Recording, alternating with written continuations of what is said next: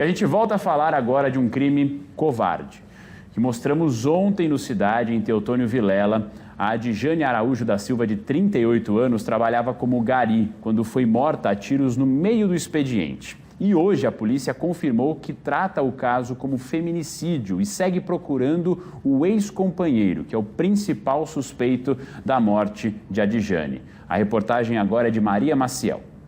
Adjane Araújo da Silva, de 38 anos, tinha 3 filhos e trabalhava como gari no município de Teotônio Vilela. Era por volta das 3 horas da tarde. Adjane varria a rua na companhia de outras colegas de trabalho, quando o homem chegou numa moto. Ele parou o veículo, desceu e caminhou em direção a Adjane. Pelas costas, ele atirou na cabeça da vítima. E já no chão, ele ainda efetuou mais 2 disparos. Ele parou a moto a mais ou menos uns 200 a 300 metros antes do local onde estava a vítima, deixou a moto ligada, foi lá, abordou a vítima por trás. Então ele sabia toda a movimentação da vítima e acompanhava ela. Sabia onde ela morava, sabia onde trabalhava e os locais em que ela varria a rua. E aí, nesse momento, ele chegou, parou a moto, abordou ela por trás e deu os disparos, sem condições nenhuma de reação, nem de correr, nem de fuga, nada. Ela não teve oportunidade de correr sequer. Crime brutal e as grandes motivações é por causa da razão, da condição do sexo feminino mesmo, sabe? Porque ele não aceitou, aparentemente, o fim do relacionamento e começou a perseguir, começou a ameaçar, começou a intimidar familiares também da vítima. O casal ficou junto apenas 2 meses. A vítima já tinha uma medida protetiva contra o ex-companheiro. A principal linha de investigação hoje é que é feminicídio com causa de aumento de pena praticado na vigência de medidas protetivas de urgência. Há 2 meses, ela solicitou medidas de protetivas de urgência em desfavor de um tal de Elias. E o juiz julgou a ação dessa medida protetiva de urgência mais ou menos 2 dias antes do crime, né? Muita coincidência. E aí ela já estava em vigor essa medida protetiva e mesmo assim ele foi lá e praticou o feminicídio.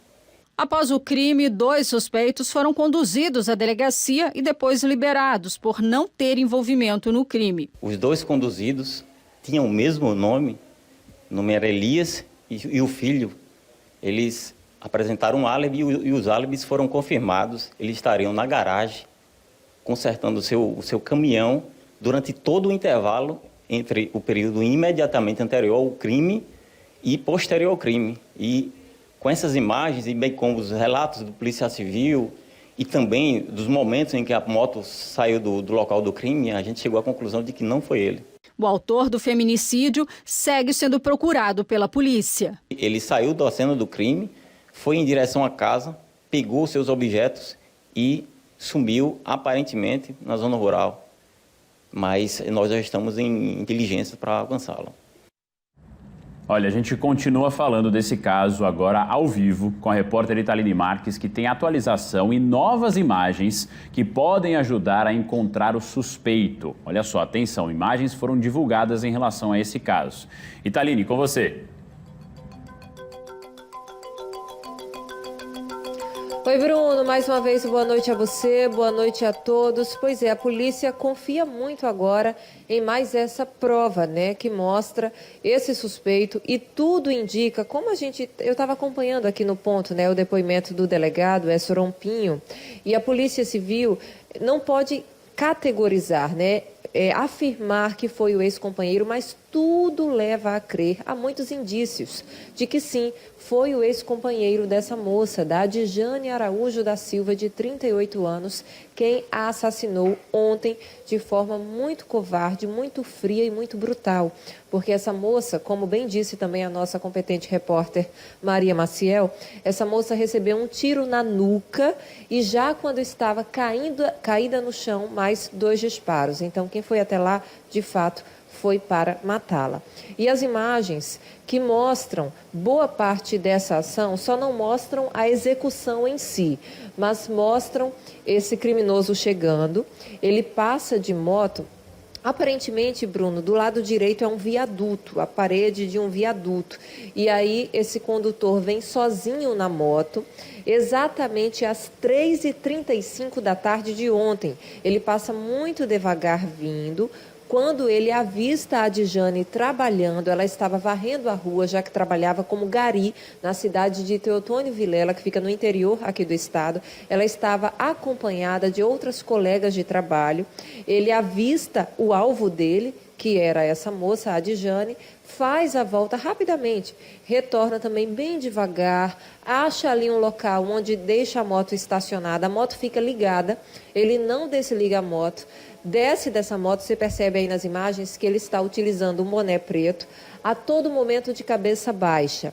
Certamente isso já foi estratégia também para não ser visto, para não ser reconhecido, nem pela vítima, nem por quem estava ali em volta. É um rapaz que utilizava uma camisa azul, uma calça preta, ele vem andando em direção a essa moça, faz os disparos, 3 no total, retorna para a moto e aí a gente já tem uma outra imagem feita por uma outra câmera do circuito de segurança que já é este criminoso fazendo o retorno por baixo desse viaduto. Então, a vítima, a Adjane, já havia sido executada. E essa ação, Bruno, dura no máximo 3 minutos. Porque entre ele descer da moto, assassinar essa moça e depois, quando ele já está indo embora na fuga, e bem tranquilo, você percebe que ele não está em alta velocidade, ou seja, muito convicto do que fez. Quando ele já está indo embora, são 3 minutos no total. Porque o relógio já marca ali nessa segunda câmera 3 horas da tarde e 38 minutos de ontem. A polícia divulgou essas imagens, a gente não tem o nome completo desse suspeito porque a polícia não quis divulgar, mas a polícia divulgou o primeiro nome, Elias, e essas imagens porque acredita que elas possam contribuir com esse processo de investigação e também pela busca desse criminoso. E por que que tudo leva a crer que de fato foi ele? Porque 2 dias antes dessa moça ser assassinada, a polícia havia concedido uma medida protetiva de urgência contra esse ex-companheiro da Adjane, porque ele não estaria aceitando o fim do relacionamento. E também a polícia tomou conhecimento que familiares da Adjane, não só ela, mas familiares e amigos dessa vítima estavam também sendo ameaçados. Então, de fato, tudo leva a crer que foi esse rapaz quem assassinou essa mulher, uma mulher trabalhadora, uma gari, jovem, 38 anos, bonita, muito bonita. Eu estava avistando aqui agora que tem um televisor aqui perto, a foto dela na reportagem da Maria Maciel, deixa 3 filhos, vítima de um crime tão covarde. E olha que coincidência muito triste, Bruno. Hoje, dia 1º de agosto, é o primeiro dia da campanha Agosto Lilás, que visa justamente combater esse tipo de violência. Violência física, violência moral, violência psicológica, patrimonial, sexual, contra mulheres. É uma campanha que ocorre no estado inteiro. Houve até um lançamento ontem, contando com a presença de algumas autoridades, como da delegada Ana Luísa Nogueira, que é uma forte militante nessa causa. E exatamente nesse dia, essa moça, a Adjane Araújo da Silva, de 38 anos, foi enterrada no cemitério público municipal de Teotônio Vilela. As imagens estão aí, estão rodando no seu televisor. As imagens tanto do local de crime, onde essa moça foi assassinada em plena luz do dia. A gente percebe nessas imagens de circuito interno, Bruno, que há uma grande movimentação, tanto de carros, de motos, de veículos, mas de pessoas mesmo, inclusive crianças. Eu avistei pelo menos 3 crianças ali caminhando, acompanhadas dos responsáveis, claro, aparentemente até vindo de escola, não sei se há ali alguma instituição de ensino ali perto. Então, em plena luz do dia, muitas pessoas presenciaram sem querer um crime brutal e violento como este. As imagens estão aí, a polícia espera agora que quem tiver qualquer conhecimento sobre o paradeiro do Elias, quem reconhecer esse homem nas imagens, apesar de todos os artifícios que ele utilizou para não ser reconhecido, baixando a cabeça, baixando o boné. A gente sabe, a gente não é bobo. Isso tudo foi muito bem pensado para que ele não fosse reconhecido. Mas essas imagens podem sim ajudar nesse processo de investigação e de busca. Quem reconhecer esse rapaz, quem souber onde ele está, por favor, repasse as informações verídicas e precisas para a polícia, para a segurança pública, por meio do Disque Denúncia 181. Muita gente não formaliza a denúncia, às vezes até tem conhecimento sobre isso, mas não formaliza, não passa essas informações e não faz a ligação porque tem medo de ser identificado e prejudicado.